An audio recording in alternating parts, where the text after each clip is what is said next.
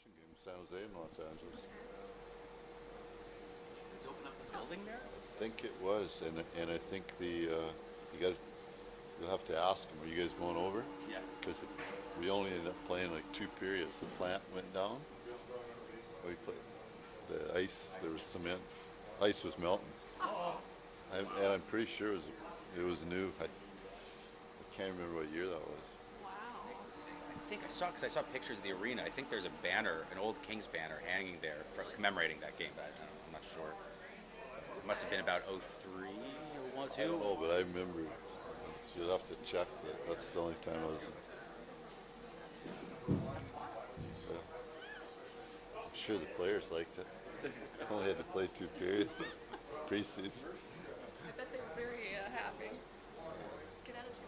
Yeah. I hope that won't happen again. How do you put the rosters together to determine who goes on Monday, who goes on Tuesday? If that's something you can share. Yeah. Most of the veterans will play both games, and so there's guys that we want to look at, the guys that are going to have to play lots of games, so they say they got a fair shot.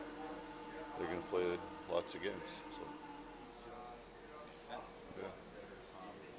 Just 3 days into training camp, guys are getting their reads back. Guys beginning to bump each other, for the last 3 days. Where do you want guys to be at this stage of training camp?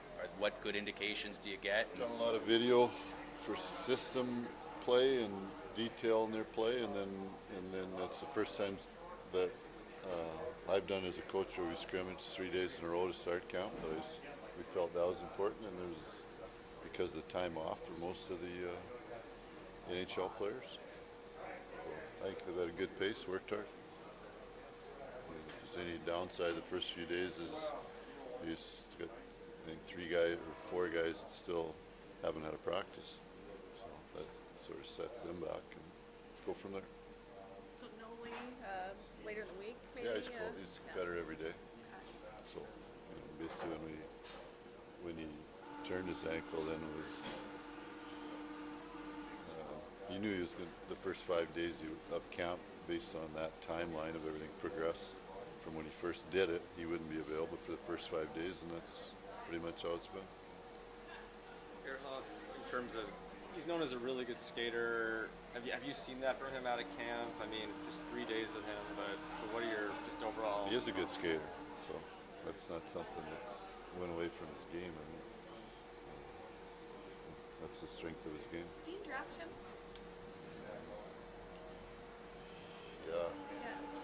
Another long time ago question, but like I only saw him as maybe a 19-year-old. wow. Came to Like my memory of him is more Vancouver. Right. That's in my mind. That's how I see him as a Canuck. And quite honestly, you look at it, those were his big years too. Before he left for free agency, he was a 14-goal guy.